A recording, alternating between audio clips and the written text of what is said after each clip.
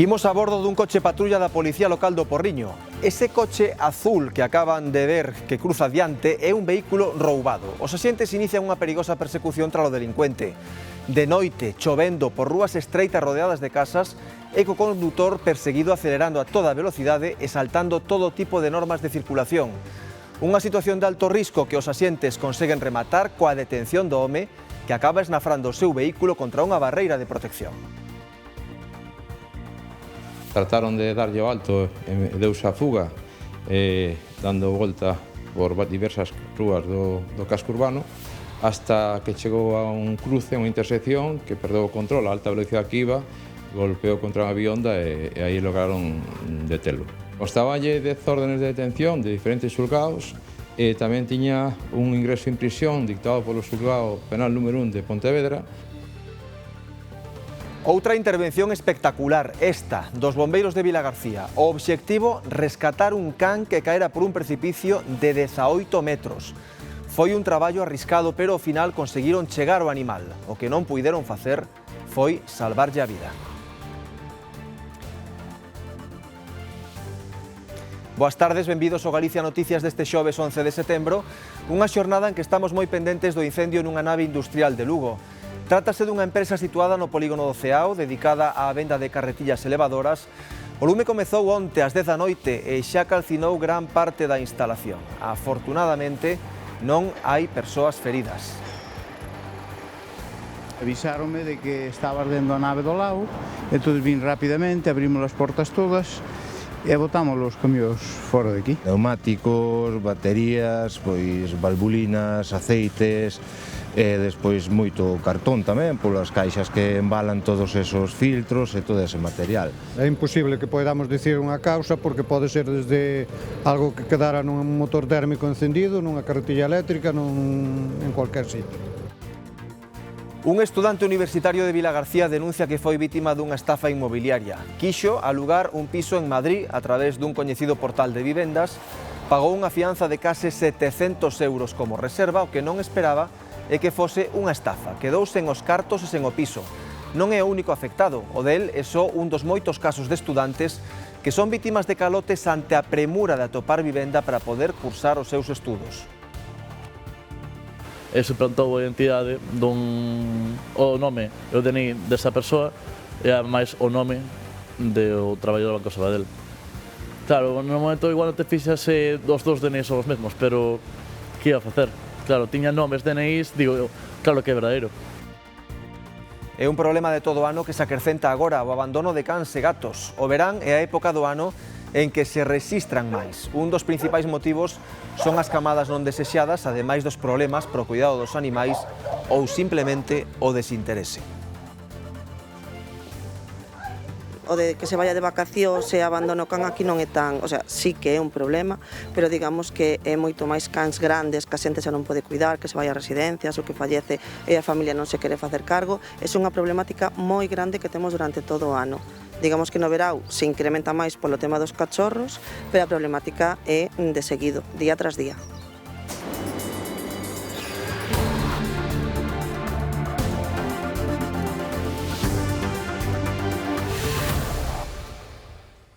Un incendio calcinou unha nave no polígono industrial do Ceao, en Lugo. No seu interior había unhas 30 carretillas elevadoras e diversos vehículos, polo que os danos son cuantiosos e puido ser peor se non chega a ser pola rápida intervención dos bombeiros. Cintia. Si, bo día, o incendio deixou parcialmente destruída a nave que está aquí ás miñas costas, unha nave de aluguer, venda e reparación de carretas elevadoras. Foi Prosegur quen deu a voz de alarma ao propietario, tamén uns viandantes que pasaban pola zona preto das 9:30 da noite, ata aquí achegaron o Servizo de Bombeiros de Lugo rapidamente e, ademais, había material inflamable, polo que foi precisa a rápida intervención destes bombeiros polo risco que podía supoñer que estas lapas saltasen ao taller que está colindante aquí ao carón desta nave. Ademais, neste taller, aquela hora tamén había operarios traballando, polo que foi preciso desaloxalos para poder evitar calquer tipo de risco. Como dicíamos, non houbo danos materiais nen persoais, pero sí que Sí que hubo danos económicos moi elevados, o propietario atópase en estado de shock, segundo nos comentaba, e dicía que aínda que non se pode cuantificar polo momento o estado e os alicerces parece ser que están en bo estado, os danos económicos e os danos materiais son o que máis preocupa polo de agora. Por causas que se descoñecen, á primeira hora da noite comezou a arder unha nave no polígono do Ceao, en Lugo, dunha empresa dedicada ao alugueiro e a reparación de carretillas elevadoras.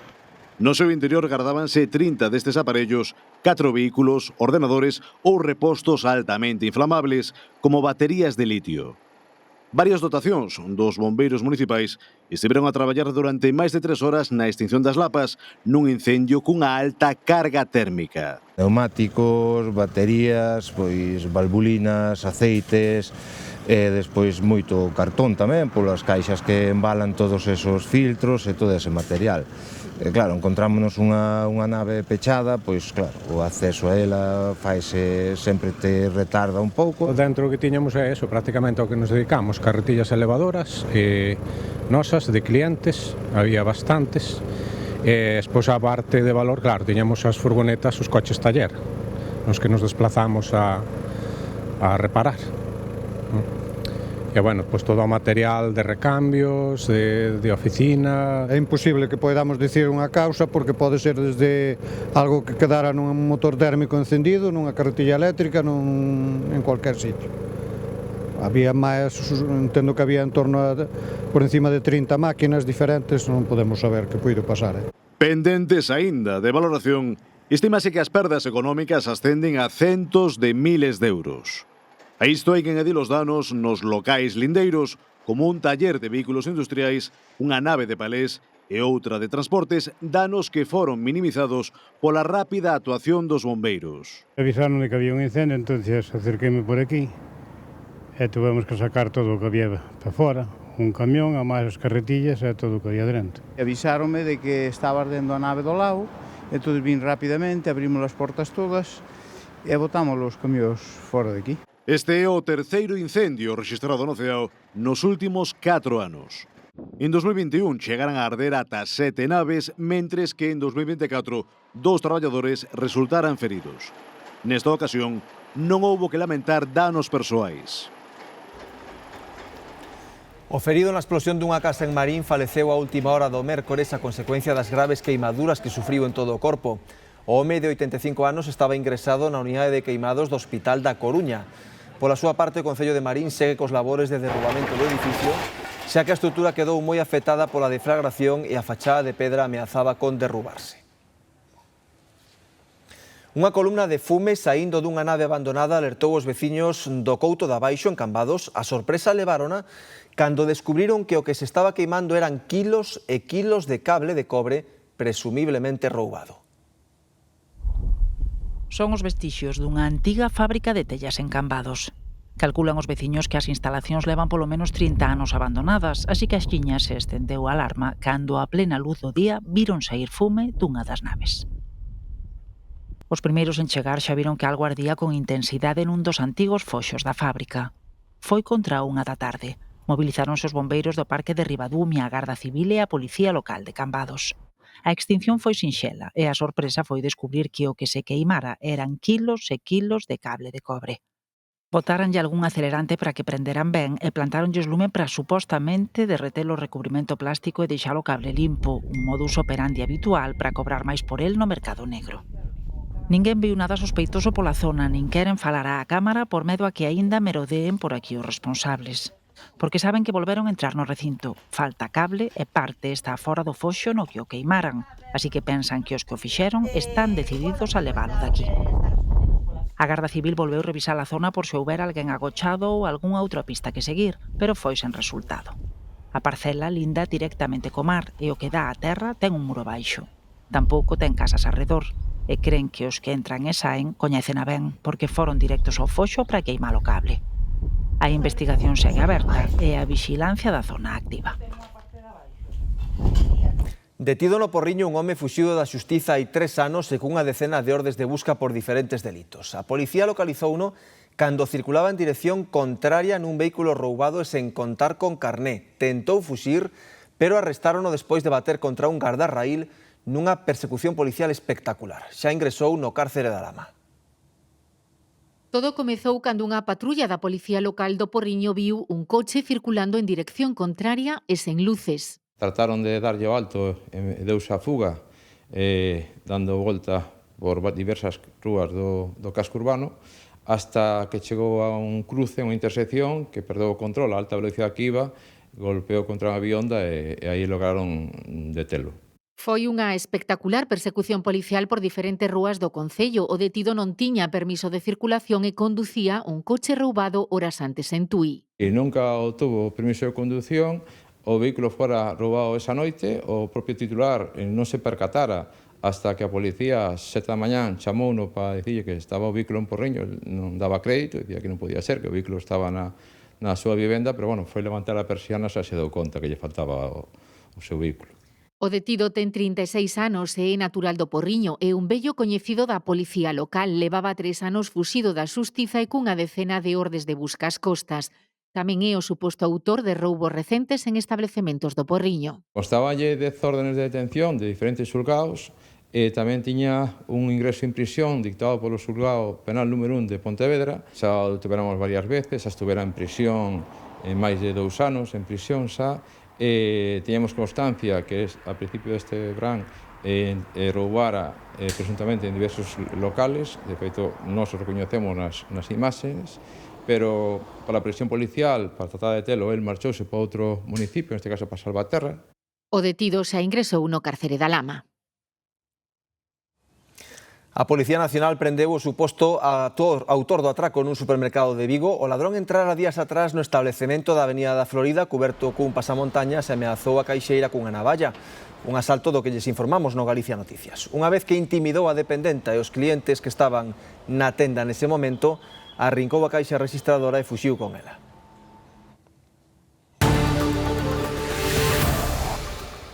También tenemos tema de comestibles, bebidas, entonces eso todo, pues picas de aquí, da servicio. Al final tienes que vender de todo. Vender paquetería, vender flores, artículos de regalo, cromos pos nenos, de todo. No que vai de mes xa son 3 os traballadores falecidos en accidentes laborais en Galicia. Este mércores perdía a vida un operario de 51 anos nun taller de Santa Comba despois de recibir o impacto dun ferro. A semana pasada foron 2 os falecidos, un deles o condutor dunha pá cargadora que caeu por un terraplén de cascallos nunha louseira en Vilamartín de Valdeorras e o outro un madeirista de Río Torto. Este último faleceu ao esvarar no monte e quedar enganchado por unha máquina procesadora da madeira. Un estudante universitario de Vilagarcía foi vítima dunha estafa inmobiliaria na que tivo que pagar unha fianza de máis de 650 euros como reserva para acabar quedando sen nada, nin cartos nin piso. As presas á hora de conseguir unha vivenda fan que este sexa só un dos moitos casos de estudantes vítimas deste tipo de calotes. A desesperación á hora de atopar piso lévanos moitas veces a cometer imprudencias á hora de alugar un, dende fiarnos de imaxes que parecen reais pero son creadas con intelixencia artificial, ata creer na palabra dun descoñecido e aboar a fianza sen tan sequera ver o piso. Díxenlle, mira, eu non podo permitirme ir a Madrid, gastar todo o dineiro, loitar con outras 15 persoas da visita e irme de Madrid sen ningún piso. Así que pode haber algún método de que eu pague unha reserva e xa me quedo con ele e logo vou visitar, aunque sea a fianza. E me dixo, sí, claro, a bona fianza xa estaría. O lunes vas a visitalo, de repente cheguei a Madrid e non tiña onde dormir, claro. Moitas veces caemos na trampa ata realizando un pequeno labor de investigación, falando co suposto caseiro por chamada, comprobando o seu nome e o seu número de DNI ou incluso constatando que esa dirección existe.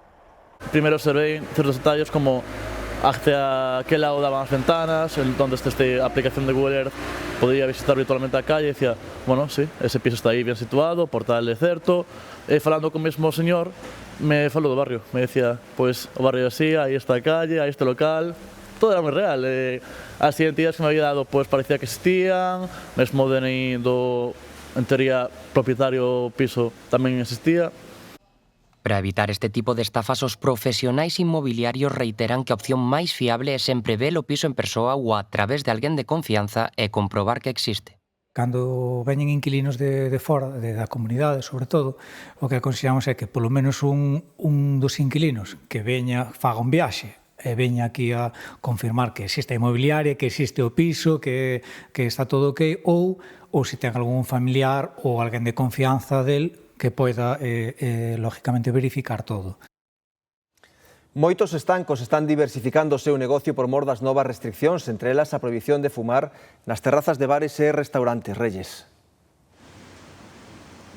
Sí, tocalles adaptarse para poder sobrevivir e ante a posible caída do consumo de tabacos, estancos xa amplían a súa oferta con produtos de papelería, prensa, loterías e mesmo servizos de paquetería. Porén, a norma antes de entrar en vigor, esa norma que vai prohibir, entre outras cousas, fumar nas terrazas de bares e restaurantes, terá que pasar por unha tramitación parlamentaria, porén na rúa xa atopamos diversidade de opinións. Lo veo muy bien, a mí sí. Porque muchas veces que estás en una terraza, el de al lado mismo, el humo no le va hacia él, te viene hacia el otro. Claro, los fumadores no estarán de acuerdo. Como yo no fumo, me molesta que tener a alguien pegadito a mí y que me esté echando a mí el humo. Non vai a deixar de fumar porque lle proíbas na terraza, como non deixou cando lle prohibiron dentro dos bares ou outra cousa. Non vai a deixar de fumar así por así. Que vai a perjudicar os bares, eso sí. Os bares e moi probablemente os estancos. Eu penso que a xente se pode propoñer, pois mira, vou acabar deixando de fumar. Es un fastidio. Fun moi fumadora.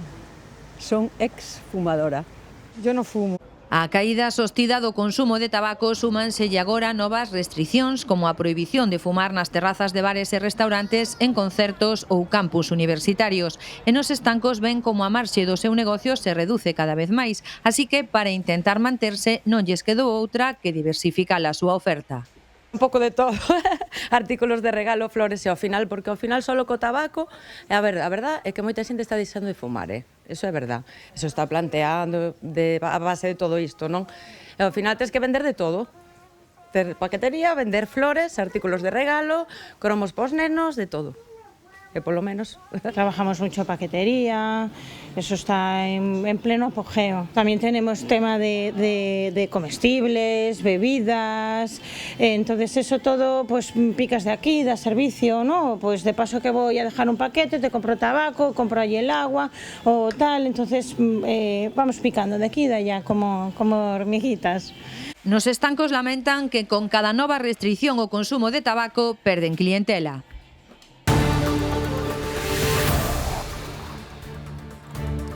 Os bombeiros de Vilagarcía tiveron que empregarse a fondo para rescatar un can que caera por un barranco. Tiveron que descolgarse varios metros, 18, por unha parede de pedra prácticamente vertical. Ao final, conseguiron chegar ao animal. De seguida lles contamos como acabou todo, aquí, no Galicia Noticias. En España abandónanse cada ano alrededor de 300.000 cans e gatos. O verán é a época na que se rexistran máis abandonos. Un dos principais motivos son as camadas non desexadas, ademais dos problemas para o cuidado dos animais ou o desinterese. Dende as protectoras fan unha chamada a unha adopción responsable. Neste refuxio do Carballiño atenden neste intra máis de 60 cans, outros tantos animais, incluídos tamén gatos, están en acollida baixo o cuidado da protectora Arume, que alerta do incremento de abandonos durante o verán. Sobre todo cos cachorros e cos gatos.